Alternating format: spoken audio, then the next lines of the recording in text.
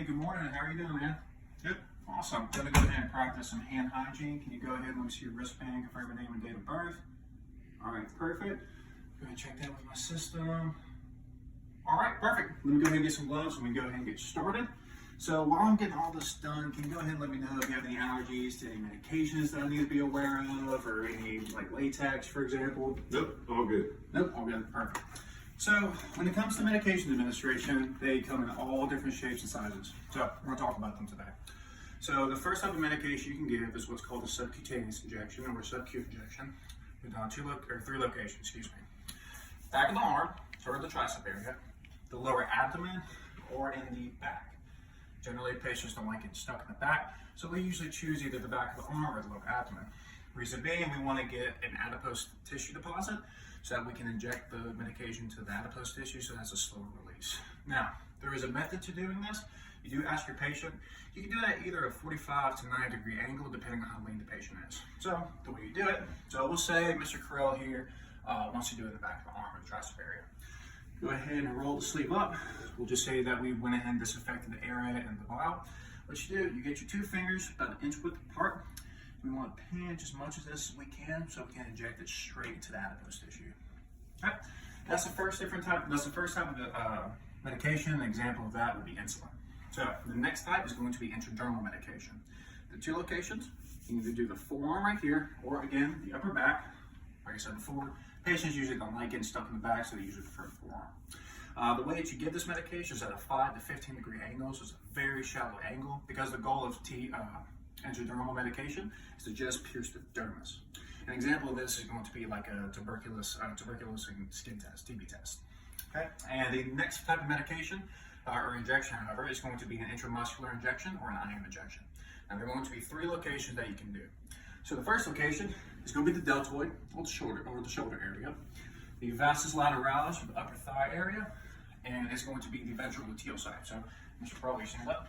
So the way that we find it, so you mark two locations. You mark the iliac crest, the greater trochanter, and you make a V with your index finger and your middle finger.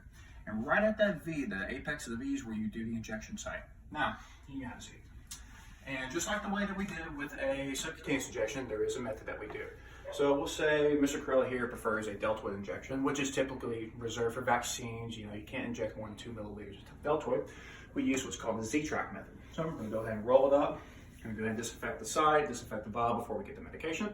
What you do, you pull the skin apart, flattening out as much as you can, inject the medication, and then let the skin retract. Now, there's two reasons why we do this.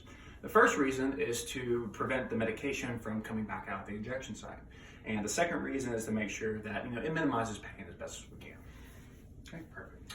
So we're done with needles. Now we're going to move on to the other types of medications that we can administer.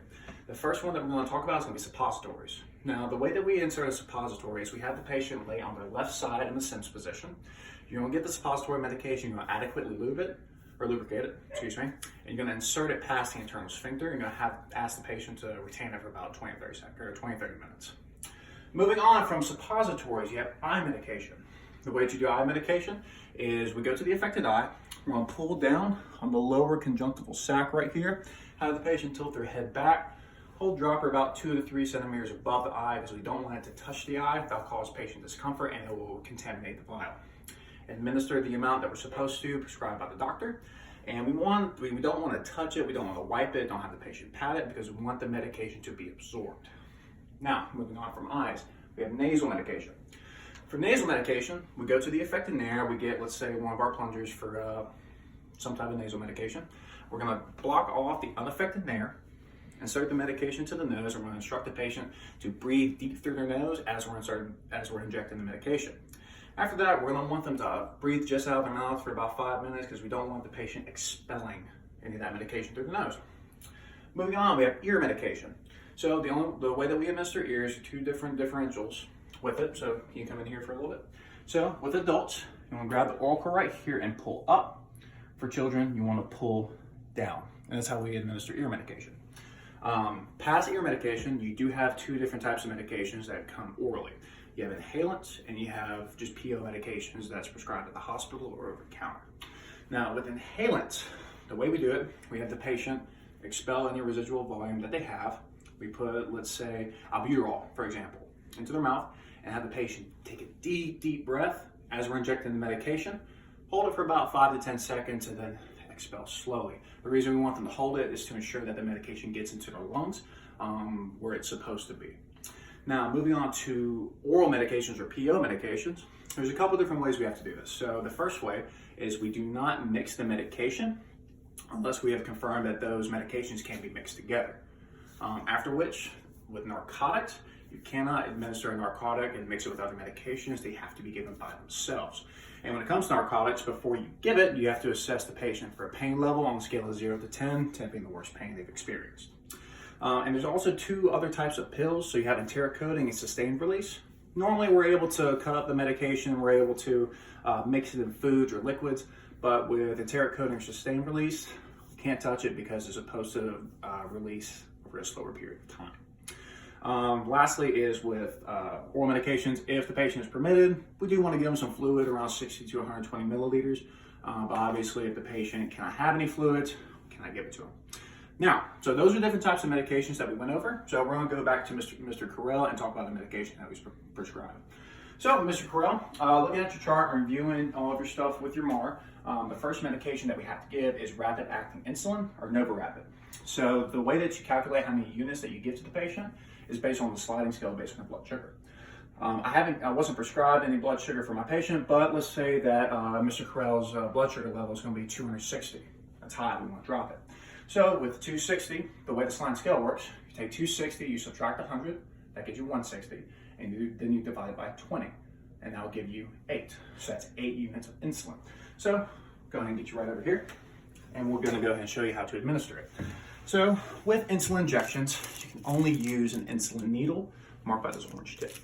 So I don't have any alcohol swabs, but normally what we would do, we would go ahead and alcohol swab the location and the site that we're injecting before we get there. And and what we do, we get our insulin needle right here and we pull back. And we want to get it to 8 right there. Get it with that amount of air. Go ahead and remove the cap to the needle. Non-dominant hand holding the vial. We're going to go ahead and pierce the vial, injecting that air into it. While holding the needle in the vial, we're going to release it upside down and pull the prescribed amount.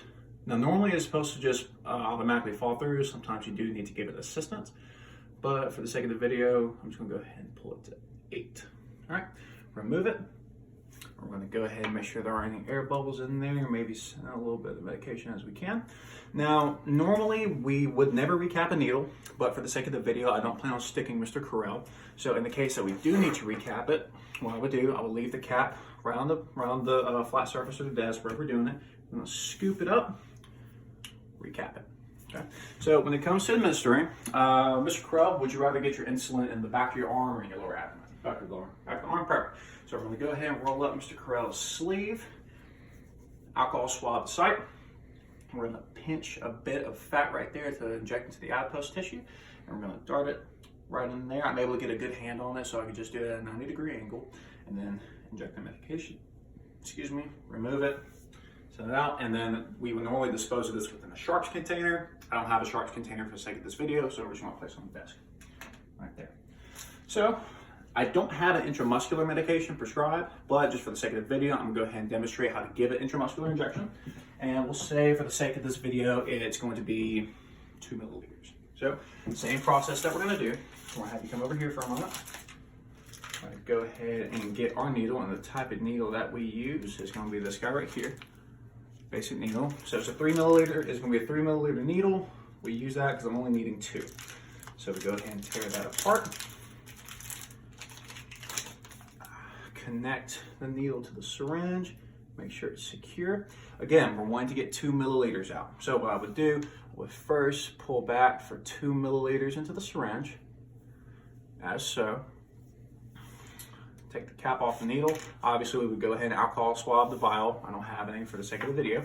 Then we're going to pierce the vial, inject the air, and then hold it upside down and let the medication pull out. Okay, just for 2 milliliters. All right, perfect. Remove the vial, Getting air bubbles out, aspirate a bit of it. Perfect. Again, I don't plan on sticking Mr. Carell today, so we're just going to go ahead and recap it by having it on a flat surface, scooping it with the needle to prevent any accidental stickings. So, Mr. Carell, I mentioned before that the locations that we want to go ahead and give you an injection for an intramuscular is going to be either the deltoid, the vastus lateralis, or your ventrogluteal. What would you prefer? Deltoid. Deltoid, perfect. So we'll go ahead and roll it up right here for Mr. Carell. Alcohol swab, clean the area out. We're going to do the Z-track method by spreading his skin apart, inserting the needle. As it's still inserted, we're going to go ahead and press down on the plunger, retract the needle, let the skin retract. This minimizes pain and prevents any of the medication leaking out. Again, I don't have a sharps container, but we would cap the needle right here with a safety lock and dispose of it in the sharps container. And there's going to be for your subcutaneous and intramuscular injections. So next, Mr. Carell, on your file, you do have oxycodone or Percocet. Now, before I'm able to give this to you, it is a narcotic, so I do need to assess your pain levels. So, on a scale of 0 to 10, what would you rate your pain? 10 being the worst you've ever experienced. 8. 8. So, we would go ahead and administer it. Now, when it comes to Percocet, you would only administer anywhere between 2 to 10 milligrams a day, never exceeding 40 milligrams because you can only give it every 6 hours. Now, whenever you're giving any form of painkiller, what we do want to watch out for is going to be any signs of sedation or respiratory depression. And just keep assessing the patient before and after you administer the pain because it is a PRN drug and we need to give it to the patient as it's requested. Now, moving on, the next drug on your file is going to be ondansetron, otherwise known as Zofran. So Zofran is an anti-nausea medication. It can be given anywhere between 4 to 8 milligrams depending on how severe the nausea is. So we did have this on your file as needed. The doctor went ahead and ordered you 4 milligrams because you were complaining to him about the nausea that you were experiencing. Now, when it comes to Zofran, we do want to look out for chest pain or arrhythmias.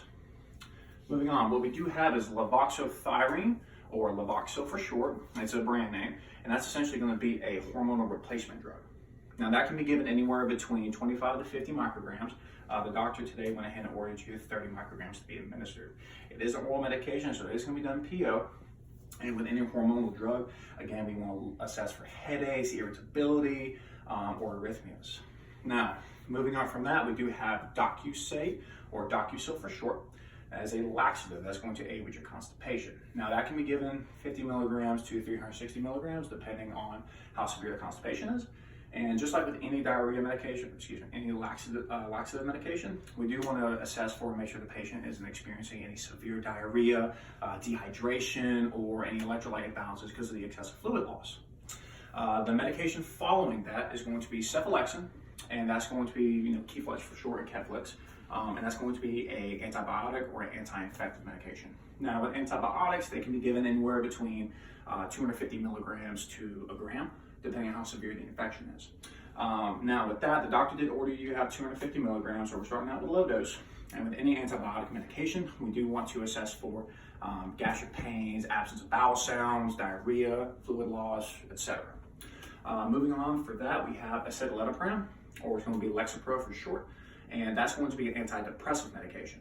Now, before you do give any medication for someone that's suffering from depression, we do have to assess them because you can't give more than 20 milligrams. The range is 10 to 20. After we do administer medication, again, that's PO, we want to assess for suicidal thoughts, mood changes, irritability, as we're moving through and we're taking care of you.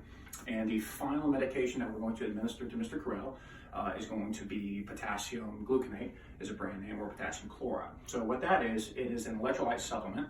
It's going to be given as an IV piggyback along with his normal fluids. And it's going to be given anywhere between 20 to 40 milliequivalents, so 20 to 40 drops per minute, essentially. Now, with any form of electrolyte, especially with potassium, what you want to assess for is going to be hyper or hypothyroidism. Not thyroidism, hypo or hyperkalemia. And especially with we have to monitor EKG changes and just for arrhythmias because it does affect the heart.